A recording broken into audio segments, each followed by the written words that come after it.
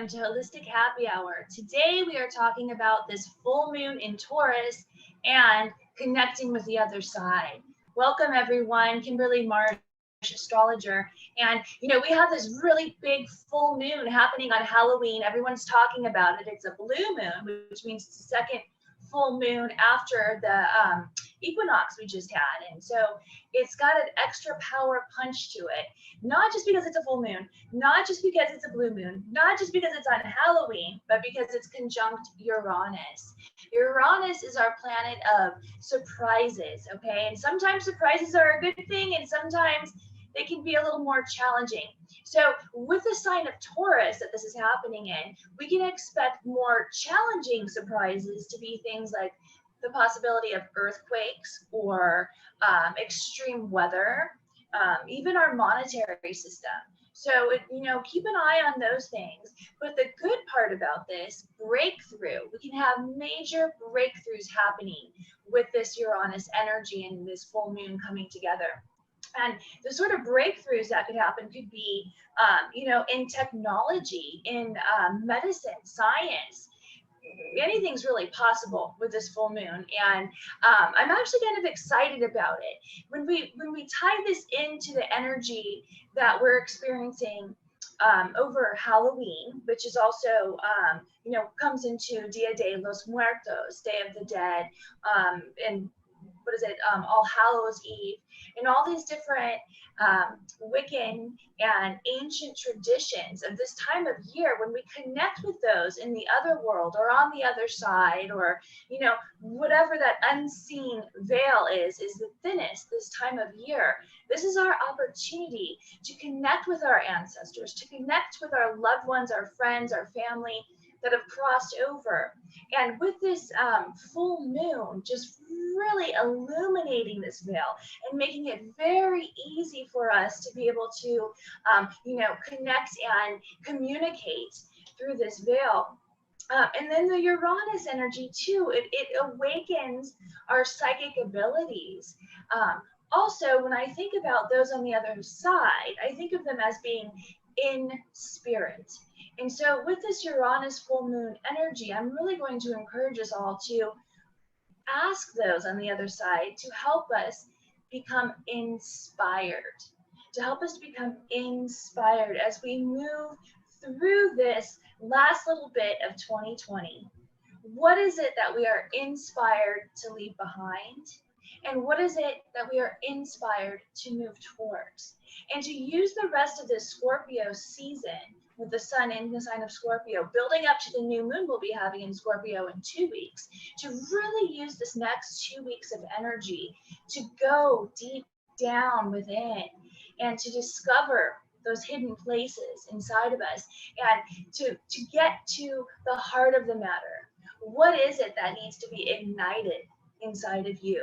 And I'm always moving ahead. We start out a little bit further behind, but what really these flames of inspiration are moving us towards is when we move into the Sagittarius season, right? When the sun moves into Sagittarius. And that's going to be a very blessed time for all of us on the planet. So really doing the work, and our ancestors are there to help us to do the work, to help us to activate what is the best parts of ourselves. And so some quick tools I might recommend to use while you're journeying and trying to communicate and connect with those on the other side. Some stones I like to use are obsidian. Obsidian's really great to give us the protection we need to go into those darker places. And citrine. Citrine's very cleansing, and this is a great time to be cleansing. Now, citrine is something that, because it's such an intense cleansing stone, it wants to cleanse everything it comes into contact with. I don't recommend wearing it because you don't want to attract others, situations or people that need cleansing, but really it's more of a private to use within your own, maybe in your altar or however it is you like to connect. The other thing too are essential oils or even incense. One of my favorite incense to use this time of year is dragon's blood. And then for essential oils, frankincense. Frankincense really opens us up and helps us to almost like leave this planet and go into that other world. So just some tools to think about using when you do connect with the other side. And again, be well, everyone. Next up, we have Susan Coffey. Hello, yes, I'm Susan Coffey with Ancestral Healing Arts. And I would like to start with a quote from Carl Jung. Until we make the unconscious conscious, it will direct our life, and we call it fate. Now, we inherit our unconscious from the family that we're born into and the culture that we're raised in. And if you think about it, we have our parents, grandparents, great-grandparents. Right there, that's 14 people who have affected your life today. Because they lived, you have life. And their experiences are within you because of it's in their DNA and in their cellular memory. So that's passed down to you. And if you go back just one more generation to great-great-grandparents, that's 30 people that are affecting your life, their joys, their sorrows, their traumas, whatever they've gone through, their emotions, they are all part of you. They all are a part of your makeup. I mean, that's a lot because it just keeps going back generation after generation, so far back, and that's all a part of you. And that's what we call the family field. It's the morphogenetic field. And this field works on a soul level. So working on a soul level means there is no right or wrong. There is no morality to worry about. The soul level, what it desires is for balance. It wants to restore balance, harmony, and the flow of love. So anywhere where the flow of love in the family has been stopped, this field wants to bring balance to that. And one of the ways it does that is that the future generations from where that trauma is stuck, they inherit that. And then you end up living out what your ancestors went through to bring balance back into the family, back into the field. So if there's a part of your life where you're having a struggle and you work on it and you can't shift it, or you've shifted it, but then it comes back at a different layer, there's a high probability that you have an ancestral entanglement going on. As an example, my great-grandmother, she died giving birth to her 11th child. Hi, Sarah. Now that's a family tragedy. That's a major issue to have happen. And all the feelings that are around that. Now in her lifetime, she was French Catholic, so birth control was not in her belief system. So did she feel resentful that she had no choice and she just had to keep giving birth to all these children? Did she have this stuck feeling about life? Life is just overwhelming. There's just so much she has to take care of. Was dying her only way out? We don't know. The feelings there, that's just a lot of stuck trauma there in the family. And then my grandmother, she had to quit school so she could help take care of her siblings and the home. So what was going through her? What were the feelings? Was she resentful that her childhood got cut short? That she had to step into a parent role? That she was abandoned by her mom's gone? What happened? So these family traumas not being processed because they're just trying to get through life, they're now in survival mode and they're just going on, keep going. And maybe they didn't feel comfortable talking about their mom because their dad got so upset, or you just don't mention mom because it was just so painful for everyone.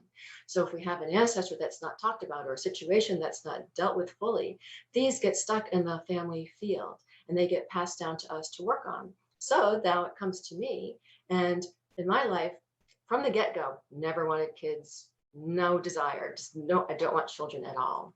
And then I meet my husband, we're married, he would like a family, and loving him so much, I would love to give him a family. So we decided to have some children. Didn't happen. We got checked out, everything's working fine, we should be able to, but for some unknown reason, I was not able to conceive. That's an ancestral entanglement. Now there are techniques to heal and shift these stuck stories in our families. And one of the big first step to do, which I'd like to do with you today, is to first honor where we came from, to look at on a soul level, the truth of where we came from, our families, all the generations, and to honor that, just say, thank you for my life. If we have toxic people in our family or toxic situations, we don't have to do this physically on a physical level. You can do it on a soul level and just thank where you came from. Be grateful for that.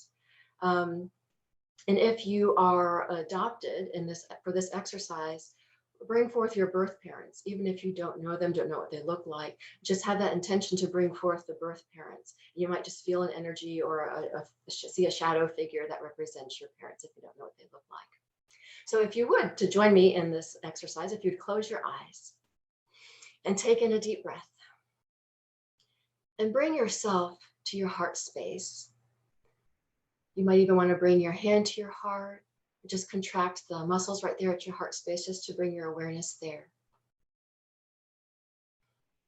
And imagine that you're standing in the center of your heart. And now see yourself just turning so you can look into your heart. You're turning to look into your heart space. And become aware of two altars there in your heart space. And as you're looking at it to your right, this altar that represents the mother side of your family, and the left represents your father's side.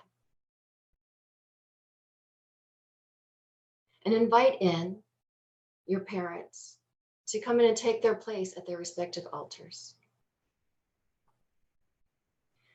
And now welcome in your grandparents to stand behind the altars on both sides.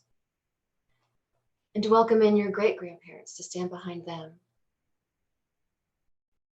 And just let the energy, just let the field get full of your ancestors, all the generations back. They're all part of your family field. This great, expansive family is your family.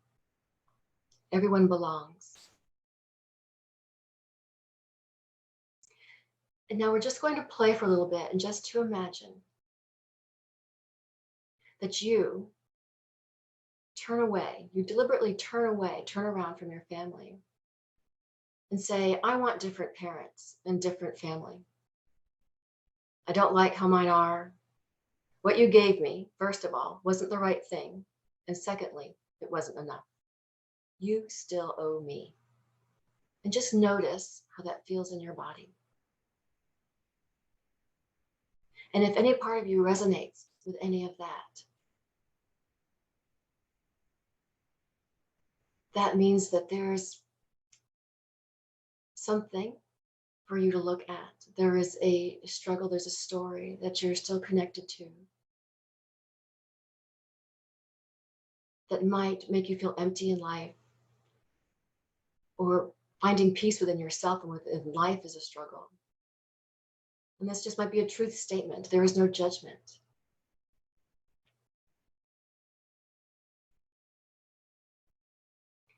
And now noticing those feelings, now turn back around so that you are facing your people.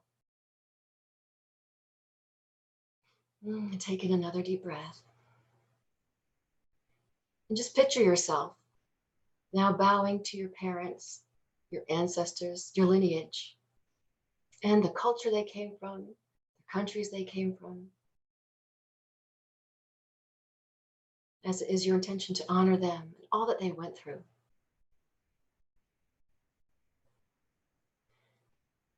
And you can say out loud or say silently to yourself as you say to them, the life you gave me comes to me at the full price it cost you, and at the full price it has cost me. I take my life with everything that comes with it, all of the limitations and strengths, all of the disappointments and opportunities. You have given a great deal to me, and it is enough. I take my life from you with appreciation and love. I say yes to life and thank you. I will take care of the rest. Peace be with you as I now move peacefully forward in my life. And now picture yourself just turning around so that you can feel your family, the whole lineage behind you, sending you love, support, blessings. Feel that support. How much strength is at your back. For affirming that this is your lineage is a sacred act. In affirming your parents, you look into the distance from which life itself comes to you. And in this, you bow to the mystery of life. You say yes to life. For when you approach your ancestors and culture on a soul level and bring them into your heart, you free yourself from your family patterning and moving your family's destiny forward rather than repeating old patterns. So know that this beautiful power that you have within you, this power of love, is moving your family's destiny forward.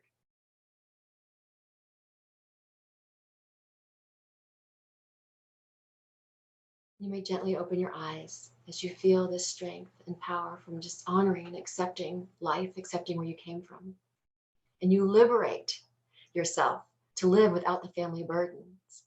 And you can create miracles in your life. Namaste. And next up, we have Carrie Berkey. Hi, thank you so much, Susan. Oh, I feel like I'm in a really good place right now. So I'm Carrie Berkey, and I'm the author of the Free Spirit Guidebook. And today I wanted to talk about creating an ancestor altar. So I have one behind me right here, and I like to do this every year around Halloween. I mean, there's also like Day of the Dead that people celebrate. People celebrate All Souls Day. I also do this on Mother's Day, depending on your lineage. Like, if you're Irish, you might like to do it around St. Patrick's Day. So something to have fun with. So I just wanted to tell you a little bit like how to do it. So I happen to have some photos. So this is a grandmother, great aunt, and a great aunt. And I haven't met any of them. But so I have these photos, and during my tarot training years ago, my mom's mom had shown up in a meditation. And so I've been working with her ever since. And then I was recently given the photo, and I love that I call in her guidance Nana Madeline. And now I even kind of have a photo representation. So you might not have photos, but that's a good place to start. So having photos of ancestors, relatives, after going through Susan's exercise, you kind of have like this energetic feeling of all of them. So it can be anybody. And she kind of talked about too that, like, maybe if you're adopted and you don't have a direct connection, then it doesn't have to be photos. And things I'm going to suggest that you would also add would be things that they liked. So it could be drinks, food, flowers, anything that comes to mind. And like I said, if you don't have a direct family connection or family line connection, something you can think about doing is think about things that you like, because most likely there's things that you like that have some sort of connection that somebody, one of your ancestors, had that same like. For maybe it was a type of food or the smell of a certain perfume, so that you could fill the altar with something you love. And I would suggest doing Susan's guided visualization again while you're there to help you establish that connection. And then you can use this altar a couple ways. You could use it just to make a connection. You could use it to give thanks for your life. You could also use it to ask for guidance. So something I like to do is that my Nana Madeline, I was told she enjoyed beer. She enjoyed a good beer. So I always like to have a little bit of beer with her on a Halloween, or just depending on how the festivities go. I don't get too hung up on a day. So it might be tonight, it might be on the day after. So have fun with it anytime. It's really about your intention. This time of year is a beautiful time of year to do it. And I'd say the biggest thing I also love is having candles. When you light it, kind of feeling like you're making that connection between you and the ancestors, creating that space that maybe is not going to be too disturbed, to have that and build that connection with you and your ancestors. And then the only thing I want to add is that if you do add food, is to, in a timely manner, remove the food from the altar so that you keep the altar feeling clean, fresh, and respectful. So if you had food there that you can compost or something, make sure you clean it up and again, give thanks. So I hope you enjoy creating an ancestor altar. And next up, we have Catherine. Catherine from Find Your Divine Connection. And I am going to do a reading from the ancestors today for the collective using the Vintage Wisdom Oracle. It's a lovely deck that I just discovered recently with beautiful vintage pictures. Because the ancestors, it's so wonderful that we're honoring them today because they have gifts for us. They have messages, they have wisdom from having lived before and having gone through times that are challenging as we are as a collective right now. So I feel like, just taking a moment to ground down, run some energy, and do a little meditation and see whatever it is you interpret from this reading that I'm going to give you right now. So if you're sitting in a seat that's comfortable, hopefully you're not driving, let's have everybody just take a deep cleansing breath in through the nose and out through the mouth as we open that channel to connect with the divine. Imagining some beautiful white and blue light just pouring down from the cosmos, spiraling down into the top of your head, into your crown chakra, and running through your body, going all the way down through each chakra energy center, cleaning away any blockages to connect to source and to your guides and ancestors. As you imagine that light spiraling all the way down at the soles of your feet, going down into the center of the earth and connecting with the crystalline heart in the earth's core that just radiates unconditional love and compassion.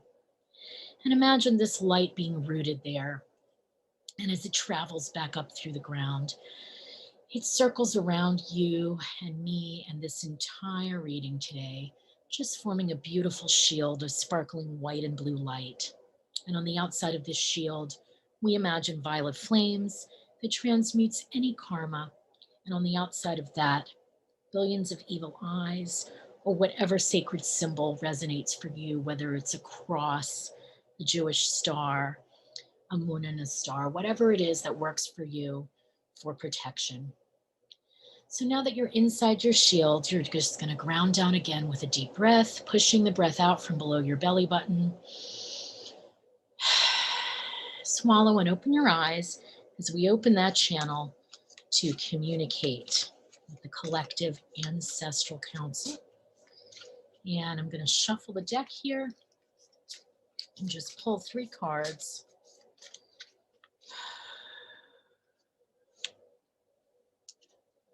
Oh my goodness. There's no accidents, y'all. Okay, so first we have ancestors. So again, this is confirmation right here that this is a time to really connect. And as everybody on this panel has shared, take time to find out what the specific gifts of your ancestors are. And as Susan was sharing, if there are traumas or things that need to be cleared, there's still a gift within that clearing of something that needs to be understood before you can clear that. So I think that this whole session today is just going to provide so much healing and awareness. So I encourage you all to do these exercises. Next, we have centering. So, in order to receive any messages, we have to ground and center. So whatever meditation practice you do, I am very big on shielding, which we just did right now when we brought the energy in, because of the fact that there's so much instability right now in the world. And I'm just being shown that if people are not cleared and centered and grounded and shielded, you may be picking up misinformation or maybe picking up emotional energy from other people who are not grounding or doing this work. And then it's hard to hear the messages. So I just really want to encourage everyone to take a few moments, go outside, put your feet in the earth, clear and shield and ground before you check in with what the divine inspiration is from your ancestors. And then we have thought. So again, what I'm seeing right now is that our thoughts need to be purified because there's so much fear and anxiety in the world right now. And so if you do not work on centering and grounding and clearing your thoughts, you may be responding to lower vibrations, to your own fears, or to even spirits that are hanging around that are full of those things. So it's so important to do these spiritual practices and then to watch your thoughts with care.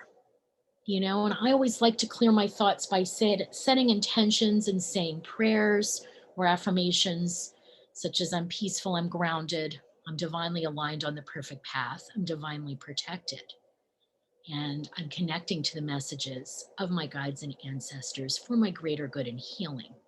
So once you do that, it just puts everything else on an elevated plane, and then you're ready to receive those wonderful downloads.